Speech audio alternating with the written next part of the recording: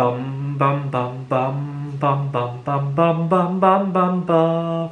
The Peter Dislike Show. Bum bum bum bum bum bum bum.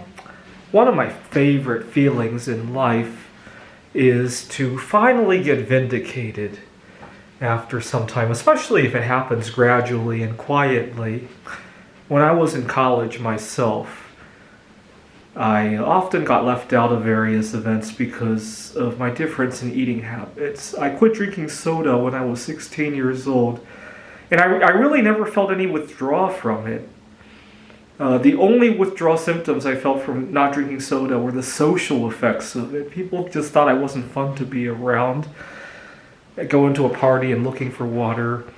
Gotta remember, 20 years ago, bottled water was not nearly as common as it is today. Go to a party and you just look awkward bringing your own foods and drinks there.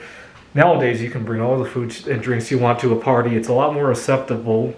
I was just at a party here at campus, and soda was almost frowned on. Nobody touched the soda. All the water was gone within a few moments of the party, it seemed like. It felt really good to be vindicated.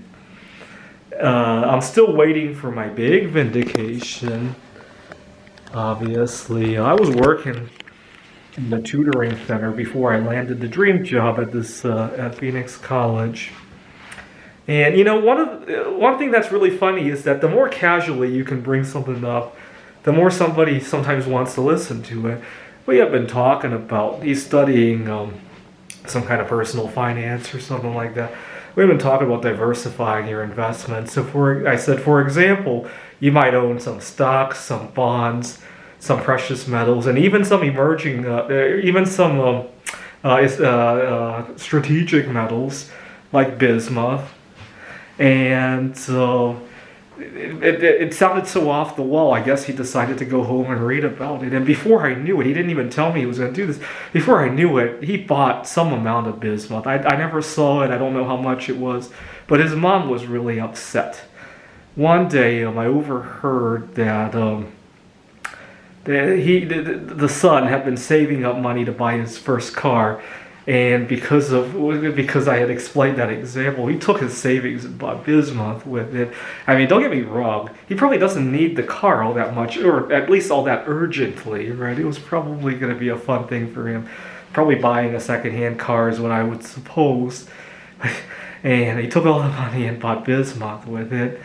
And it doesn't take very much effort. Some people look at the amount of bismuth I have, and to them it's like insurmountable, but really, bismuth is going for about $6 a pound nowadays. Most people waste $6 every day on something, right? Easily. Even I'm guilty of that, right? Take that money and buy bismuth. At the end of the year, you'll have 365 pounds of bismuth, which is more than I can carry with two hands, right? And actually strike that. If today everybody in the world bought 1 pound of bismuth, not everybody would be able to do that, right? Even if you could afford it. Certainly some people around the world don't have $6 in their pockets. That's unfortunate.